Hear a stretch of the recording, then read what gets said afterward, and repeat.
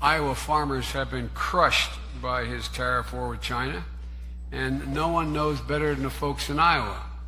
He thinks that being tough is great. Well, it's really easy to be tough when someone else absorbs the pain. The Biden administration hiking tariffs on roughly $18 billion worth of Chinese imports. The new levies will target what the White House calls strategic sectors. Steel, aluminum, and battery components will see 25% tariffs.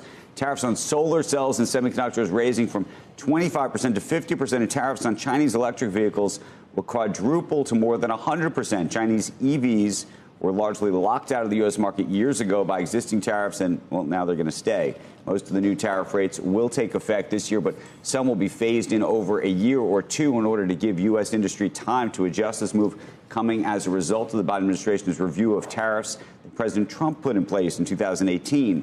And officials saying that China had not sufficiently changed its behavior, citing IP theft and overcapacity concerns. So they left all those tariffs in place while adding these new ones. White House officials said this is not a political move, but National Economic Director Lael Brainerd did highlight Pennsylvania and Michigan, two swing states, as areas that stand to benefit from these actions. So that was Joe Biden in 2019 saying that tariffs on China are horrible and should not be used. They're hurting Iowa farmers. And now it's an election year in 2024, and he seems to be using the Trump playbook and actually adding on to the Trump playbook as far as tariffs on China. I think this qualifies for the Kamala Harris Award of The Hypocrisy Abounds. Next, we go to former White House press secretary and current MSNBC propagandist Jen Psaki. She's out with a new book, and in the book, she claimed that Joe Biden did not look at his watch during a ceremony for soldiers that were killed in the Afghanistan withdrawal. Of course, anybody who's seen the pictures of the video clips knows that he absolutely did look at his watch. Whether or not that matters to someone is a different story, but this is some 1984 retelling where you sit there and say, well, this never happened, even though it's on video, don't believe your eyes. Former White House press secretary Jen Psaki under fire for a false claim about President Biden. The president was heavily criticized back in 2021 for looking at his watch multiple times during the arrival ceremony for the bodies of those 13 service members killed in his botched Afghanistan withdrawal.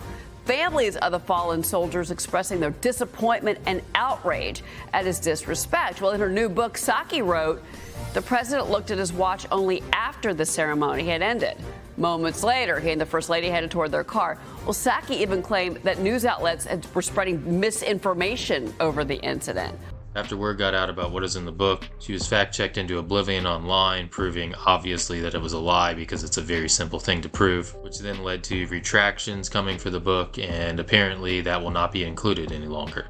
Well, now, get this, she's walking back that claim. She's telling Axios details on the incident are going to be removed in future reprints and the ebook. Now we go to another thing that the media said was fake that's now been proven to be real for about the 100th time at this point, and that is the Ashley Biden diary. The basic story for those who have not heard of this before is Ashley Biden was visiting a friend's beach house. She stayed in a room. She left a diary. Two people found it, realized it was Ashley Biden's diary, and then sold it to Project Veritas.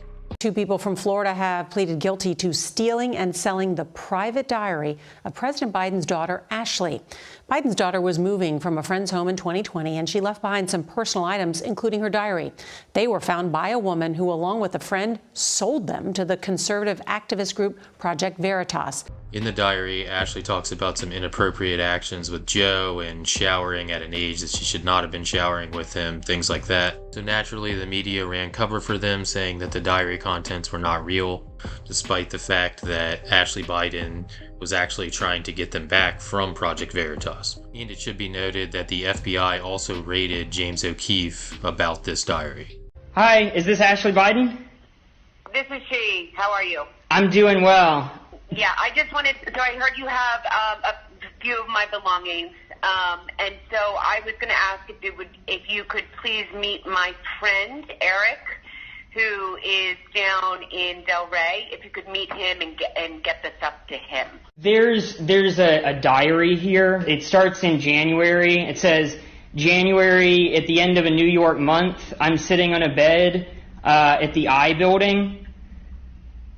Yeah, so if you could just give everything that you have to Eric, that would be really great. I don't want to give this to the wrong person. I mean, I want to make sure. At this point, and I don't mean to. I don't want to have to get Secret Service involved in this, right? Because it's a whole process. Mm-hmm.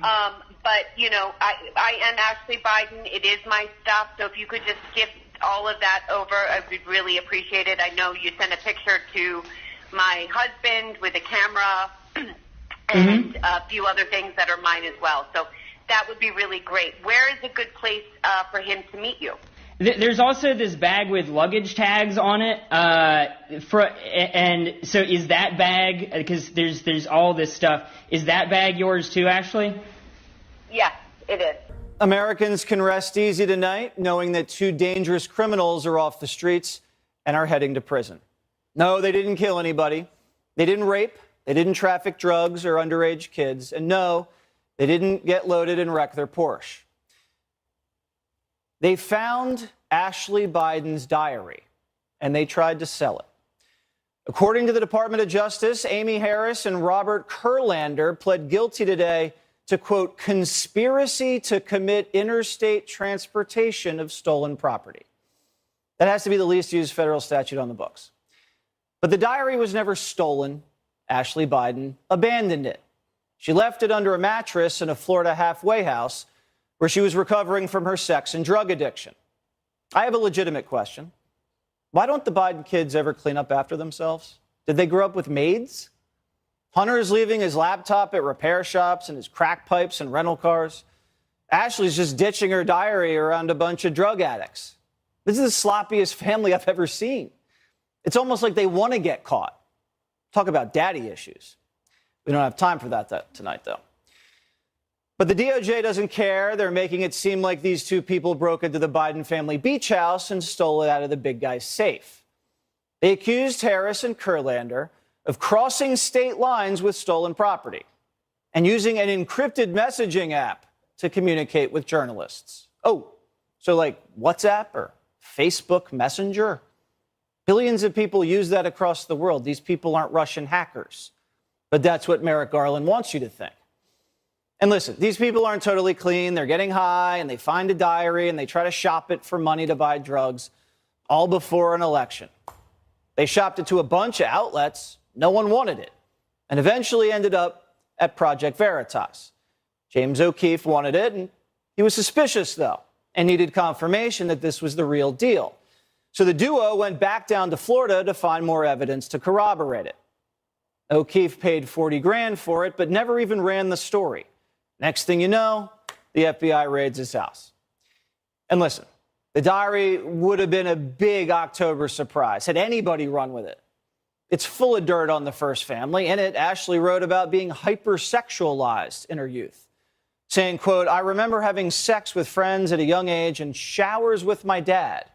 Probably not appropriate, quote unquote. Now, maybe the contents of this diary don't really matter to you overall, but I would say watch this next clip and tell me that this is a man you would want around your child. His personal behavior. But what he said he did and does is a textbook definition of sexual assault. And think about this. But it's more than that. He said, because I'm famous, because I'm a star, because I'm a billionaire, I can do things other people can't. What a disgusting assertion for anyone to make.